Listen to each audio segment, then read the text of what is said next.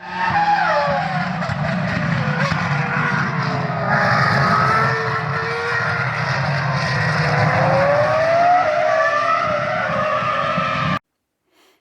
welcome back to the channel.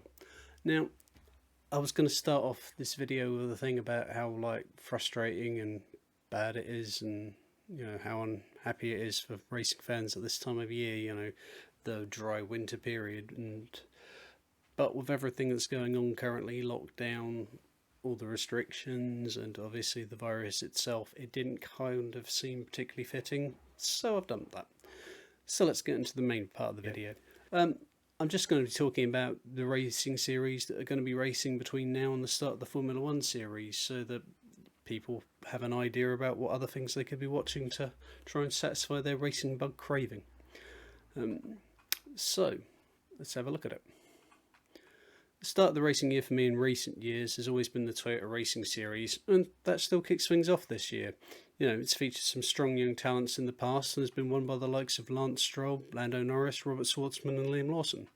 Sadly though, this year, because of the travel restrictions which we have, it's meant it's going to be a New Zealand only grid, kicking off with the 66th running of the New Zealand Grand Prix on the 22nd and 24th of January, and having 3 rounds totalling 9 races instead of the 5 rounds and 15 races we'd normally see. The cars themselves are the same Tautas chassis that race in Formula Regional European Championship by Alpine, that's going to be racing in Europe later this year, albeit with a Toyota engine instead of a Renault one. With the TRS only being able to field domestic drivers, that should have a huge effect on the next series we're going to be talking about. The Asian F3 series has been heavily affected by travel restrictions as well, but that's meant all its rounds are going to be competed in the United Arab Emirates instead of travelling to different countries.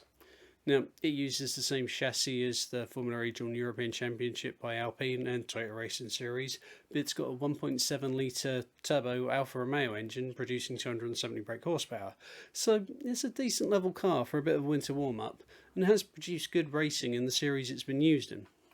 The series this year will comprise 5 events, starting in Dubai on the 29th of January, alternating with Abu Dhabi during the season, with drivers and teams required to turn up in the UAE about 10 days before the race in Abu Dhabi, in line with their travel restrictions. The final round has been held in Yas Marina on February the 19th and 20th.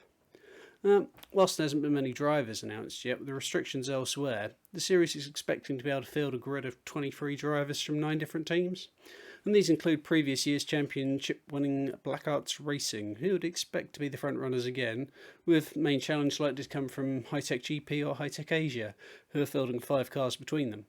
Now, one of the exciting teams on the grid, perhaps Abu Dhabi Racing Squad, which you might not necessarily recognise themselves, but they have backing from Prema for their 3 cars, which makes it a little bit more interesting.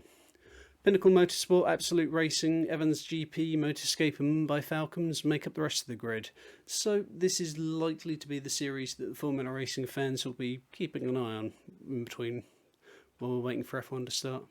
In the wider international racing world, you've got sports cars starting off in a big way between January 27th and January the 31st, with Rolex Daytona 24 Hour, which is probably the biggest endurance race in the world after Le Mans itself.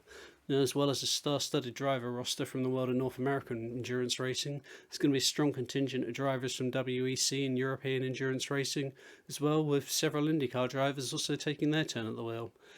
Seeing so many cars race closely around most of an oval with a small tricky infield section can produce some quite exciting close racing. As with most endurance series, it has multiple categories racing, mostly made up of prototypes in the form of the DPI, which is the Daytona prototypes, LMP2 and LMP3, which is the Le Mans prototypes, and GTLM, which is the GT Le Mans cars, and GTD, GT Daytona, which runs a GT3 version of the GT cars.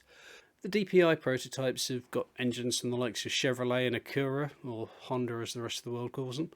The GT category will comprise the usual assortment of Corvettes, Ferraris, Lamborghinis, and Aston Martins as well. You get the idea. It's a high point of the year and a great way to start it. From there, IMSA moves on to Sebring between the 17th and 20th of March for another classic, the 12 Hours of Sebring. The circuit famous for its bumps, will be hosting something of a massive double header because it's sharing the weekend with the WEC 1000 kilometres of Sebring as they start their 2021 season. With the retirement of the LMP1 series last year, it's kind of anyone's guess what's going to happen with the new hybrid hypercar LMDH regulations in the top category. Now, several manufacturers and teams are talking about making a return, but how many of them are ready to go for this year and are going to have a solid program in place for this season is a bit anyone's guess. So, we shall see on that one. LMP2, though, is going to be as exciting as ever, that's for certain. In fact, the only real fly in the ointment is the withdrawal of the Works Aston Martin team from the GT category, which leaves GT Pro with only about 4 cars in it. Still, I am a Ferrari fan. I will be cheering on my AF Corsa Ferrari team as always. I might just have to watch the GTM category a little closer as well.